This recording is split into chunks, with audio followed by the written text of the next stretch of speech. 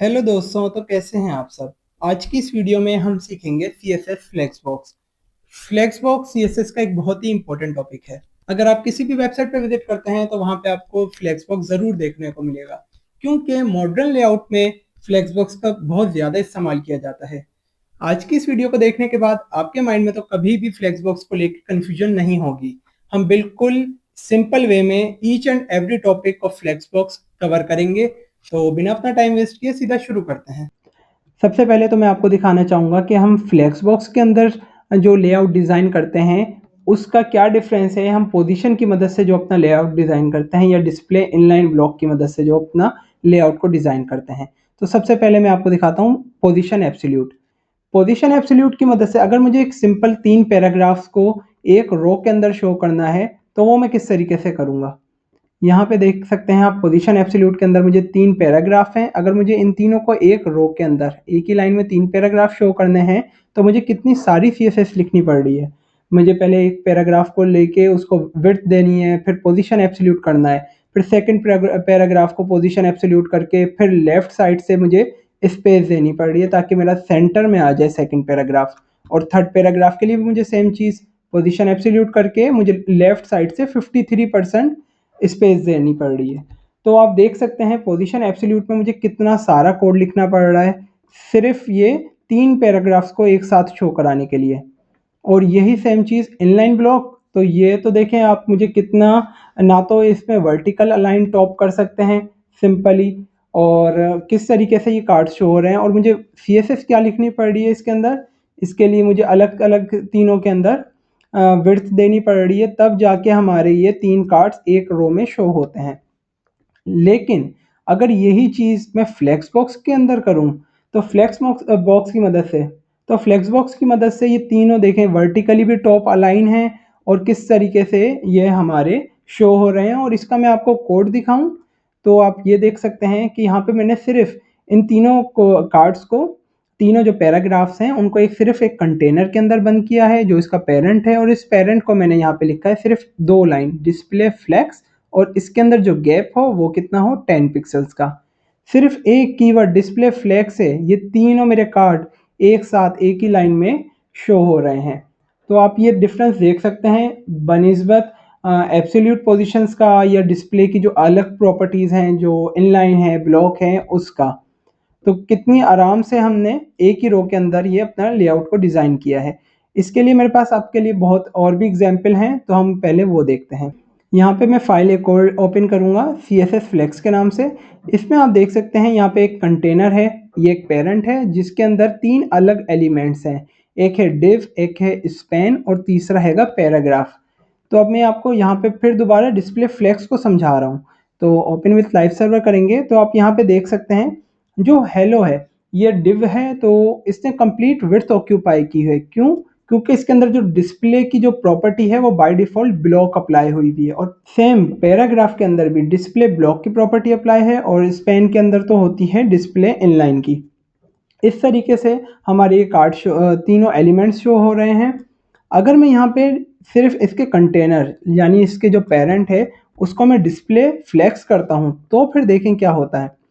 इन तीनों की जो भी डिस्प्ले की बाय डिफ़ॉल्ट प्रॉपर्टीज़ होती हैं वो ख़त्म हो जाती हैं। अगर हम डिस्प्ले फ्लेक्स यूज़ करते हैं तो बाय डिफ़ॉल्ट जो भी इसके अंदर डिस्प्ले की प्रॉपर्टी होती हैं लाइक ब्लॉक हो गया या इनलाइन ब्लॉक हो गया तो वो ख़त्म हो जाती हैं, और डिस्प्ले फ्लेक्स की प्रॉपर्टी लगती है जिसके अंदर एक ही रो में ये सारे एलिमेंट्स शो हो जाते हैं।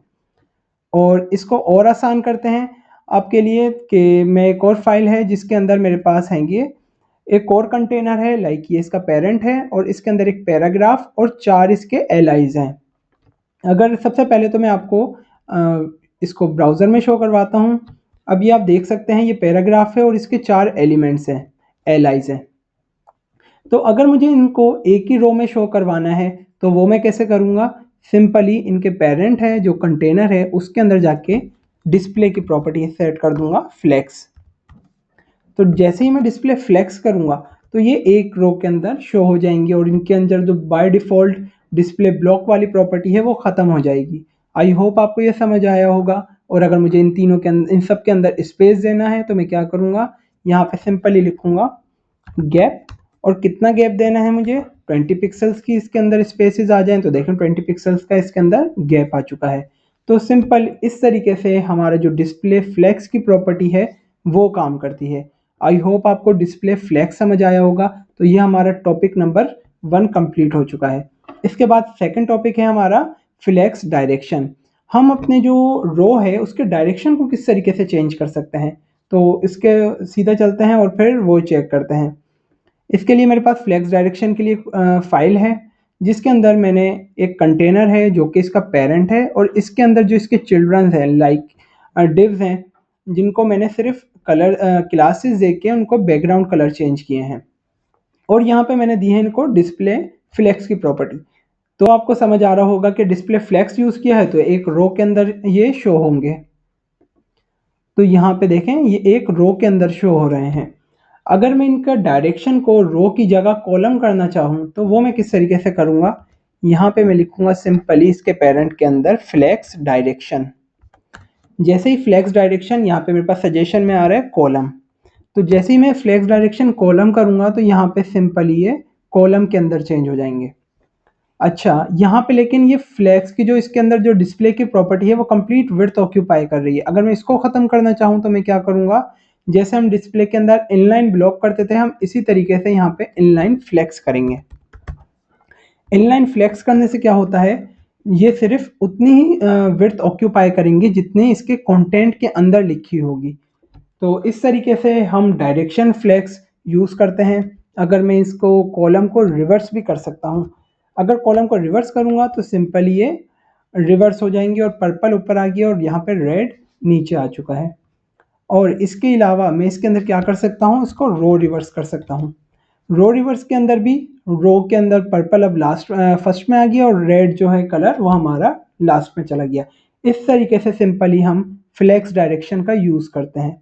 तो अभी हमारा सेकंड जो टॉपिक हुआ फ्लेक्स का वो भी कंप्लीट हो चुका है। आई होप आपको ये समझ आया होगा। तो इसके बाद हम चलते हैं सीधा फ्लेक्स लेआउट पे। फ्लेक्स लेआउट को समझाने के लिए मेरे पास आपके लिए बहुत ही बेहतरीन वेबसाइट है, जिसके ज़रिए आप 100% जितने भी ये लेआउट के टॉपिक्स हैं सारे समझ जाएंगे। लेकिन मैं आपको एक एक करके ये सारे अलहदा भी समझाऊंगा। पहले मैं आपको एक अपनी ये वेबसाइट दिखाता हूँ। इसमें मैं राइट क्लिक करके यहाँ पे आप देख सकते हैं, यहाँ पे हमारे पास सिंपली एक रो है जिसके अंदर एलिमेंट्स हैं जो हमने पहले देखे हुए हैं। नीचे की तरफ यहाँ पे देख सकते हैं आप जस्टिफाई कंटेंट है, जिसमें फ्लेक्स स्टार्ट है, फ्लेक्स रैप, अलाइन आइटम और अलाइन कंटेंट है। इन सबको हम इस वेबसाइट के थ्रू भी समझेंगे, लेकिन मैं अलहदा आपको पहले समझा दूँ, फिर इसके वेबसाइट पे हम दोबारा आएंगे और ताकि आपको ये सब क्लियर हो। तो सबसे पहले अब हम देखते हैं जस्टिफाई कंटेंट। फाइल ओपन करेंगे जस्टिफाई कंटेंट की। इसमें मैंने कुछ भी नहीं लिखा हुआ, सिंपल वही कोड है जिसमें मेरे पास एक पेरेंट है और उसके बाद उसके सारे चाइल्ड्स हैं। इनको मैंने बैकग्राउंड कलर दिए हुए हैं और पेरेंट के अंदर मैंने यहाँ पे लिखा हुआ है डिस्प्ले फ्लेक्स, जिसकी मदद से हमें रो में शो हो रहे हैं। और अब मैंने लिखा है जस्टिफाई कंटेंट। सबसे पहले मैं स्टार्ट की मदद से आपको दिखाता हूँ। जस्टिफाई कंटेंट अगर मैं स्टार्ट लिखूँगा तो ये जितने भी हमारे पास एलिमेंट्स हैं ये स्टार्ट की तरफ से शो होंगे, लेफ्ट हैंड की तरफ से, जैसे as it is by default. अगर मैं इसको एंड कर दूं, जस्टिफाई कंटेंट एंड, तो ये हमारे लेफ्ट की जगह राइट साइड से शो होंगे। ये आपको आई होप बात समझ आई होगी।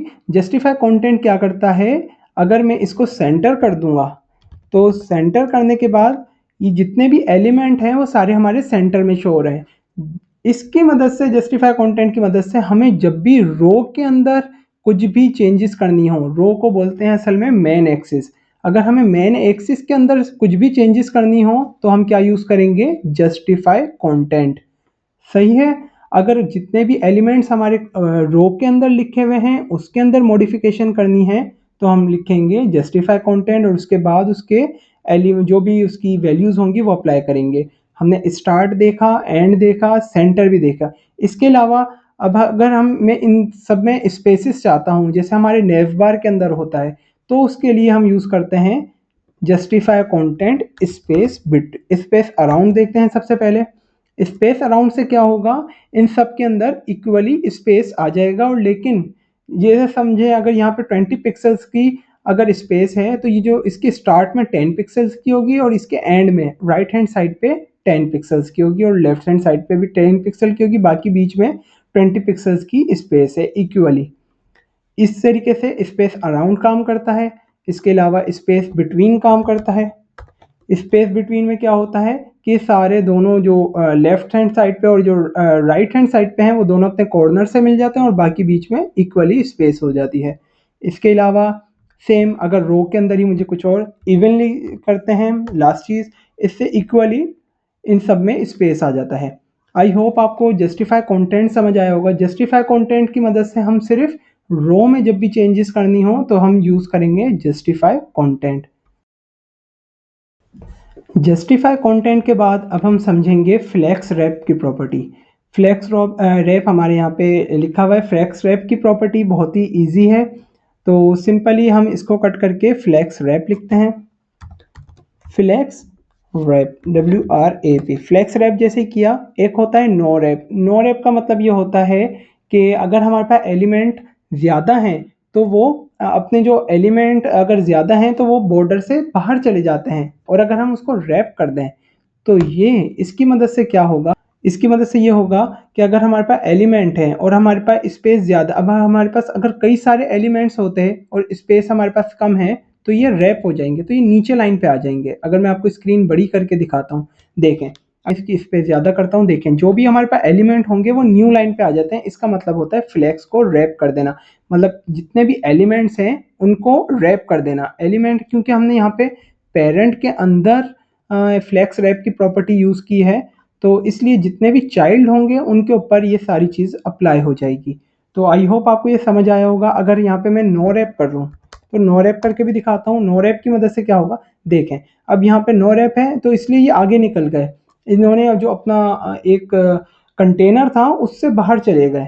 तो हम यह तो नहीं चाहते, क्योंकि हम जब भी चाहते हैं कि हम रिस्पॉन्सिव डिज़ाइन बनाएं और अगर जैसे वो स्क्रीन छोटी हो तो वो रैप हो जाए, इसलिए हम फ्लेक्स रैप वहाँ पे यूज़ करते हैं।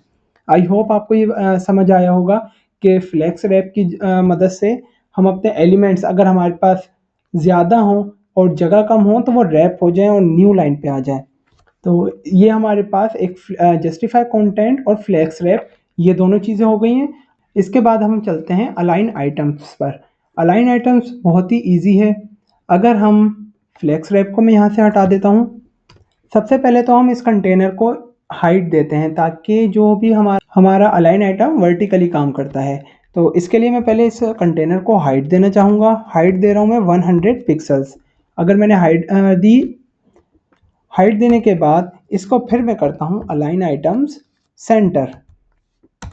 तो अब देख सकते हैं आप, ये जो हमने 100 पिक्सल्स की इसको मैंने हाइट दी है इस कंटेनर को, और यहाँ पे सेंटर में आ चुका है अलाइन आइटम की मदद से।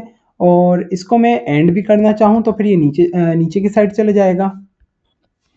इसको मैं अगर करता हूँ एंड, तो फिर आप देख सकते हैं कि नीचे की साइड से आ जाएगा। और इसके अलावा इसके अंदर मैं स्टार्ट करूँगा तो ये बाय डिफ़ॉल्ट स्टार्ट ही होता है। स्टार्ट का मतलब ये होता है कि वो ऊपर की साइड से शो हो जाए, तो ये बाय डिफ़ॉल्ट ऊपर की साइड से शो होगा। सेंटर में करना चाहूँगा तो अलाइन आइटम उसको सेंटर करूँगा, और अगर नीचे करना चाहूँगा तो मैं अलाइन आइटम एंड करूँगा।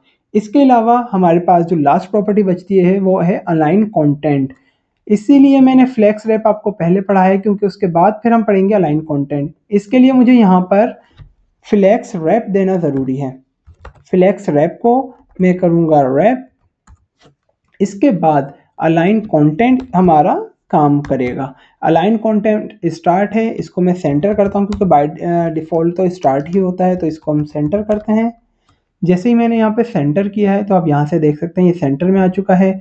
और जैसे ही मैं इसको एंड करूँगा तो ये अलाइन कंटेंट एंड पे चला जाएगा। इस तरीके से अलाइन कंटेंट काम करता है और अलाइन आइटम्स इस तरीके से काम करता है। अब हम सीधा चलते हैं वेबसाइट के अंदर, और यहाँ पे देख सकते हैं आप इस वेबसाइट के अंदर अगर मैं जस्टिफाई कंटेंट को फ्लेक्स स्टार्ट है फ्लेक्स एंड करूँगा। पहले मैं इसको थोड़ा स्क्रीन साइज छोटा करता हूँ। फ्लेक्स एंड किया जैसे ही मैंने, तो ये हमारे राइट हैंड साइड पे चला गया। अगर मैं फ्लेक्स को सेंटर करूँगा तो ये हमारे आइटम्स जितने भी हैं सेंटर में आ गए हैं। स्पेस बिटवीन, स्पेस अराउंड और स्पेस इवनली इस तरीके से काम करते हैं, एक साथ इक्वली स्पेस लेते हैं। अब फ्लेक्स रैप को अब हम समझते हैं। पहले इसको मैं फ्लेक्स स्टार्ट करने के बाद अब इसको यहाँ पे नो रैप है, इसके अलावा अब हम यहाँ पे इसको चेंज कर देते हैं रैप में। अब मैं इसकी स्क्रीन साइज थोड़ा सा बढ़ाता हूँ, देखें अब ये हमारे जो भी एलिमेंट्स हैं वो रैप होना शुरू हो गए हैं, ये मतलब न्यू लाइन पे आ गए हैं। अगर हम हमारे पास ज़्यादा एलिमेंट्स होंगे तो वो रैप हो जाएंगे न्यू लाइन पे। और इसके बाद होता है अलाइन आइटम्स। अलाइन आइटम अगर मैं एंड करूँगा, पहले इसको मैं चेंज करूँगा नो रैप में, फिर अलाइन आइटम जैसे ही मैंने स्टार्ट करूँगा तो ऊपर शो होगा, अलाइन आइटम एंड तो नीचे की साइड से शो होंगे जितने भी एलिमेंट्स हैं, क्योंकि अलाइन आइटम्स अब वर्टिकली हमारे अलाइन होते हैं। जस्टिफाई कंटेंट हॉरिजॉन्टली हमारे अलाइन करता है। आई होप आपको ये समझ आएगा। इस तरीके से स्ट्रेच होता है तो स्ट्रेच हो जाएंगे, तो आपको आई होप ये समझ आया होगा सेंटर में। अब अगर मैं यहाँ पे रैप कर दूँ तो ये हमारा अलाइन आइटम तो अब काम नहीं करेगा, अब हमारा काम करेगा align content. Align content start किया हुआ इसलिए ऊपर से शो हो रहा है। अब मैं इसको सेंटर करूँगा तो ये हमारे सेंटर में शो होगा। अलाइन आइटम फिर फ्लेक्स एंड कर सकते हैं, और इसके अलावा space around, space between, space stretch, और इसके अलावा स्पेस इवनली। आई होप आपको इस वीडियो में ये चारों कॉन्सेप्ट जो फ्लेक्स बॉक्स के लेआउट हैं वो भी समझ आए होंगे। अगर आपको इस वीडियो में कुछ भी नया सीखने को मिला हो तो प्लीज़ इस वीडियो को लाइक और हमारे चैनल को सब्सक्राइब कर दिएगा, और मुझे कमेंट सेक्शन में ज़रूर बताइएगा कि मेरी वीडियो आपको कैसी लगी है। तो मिलते हैं नेक्स्ट वीडियो के साथ, और तब तक के लिए अपना ख्याल रखिएगा।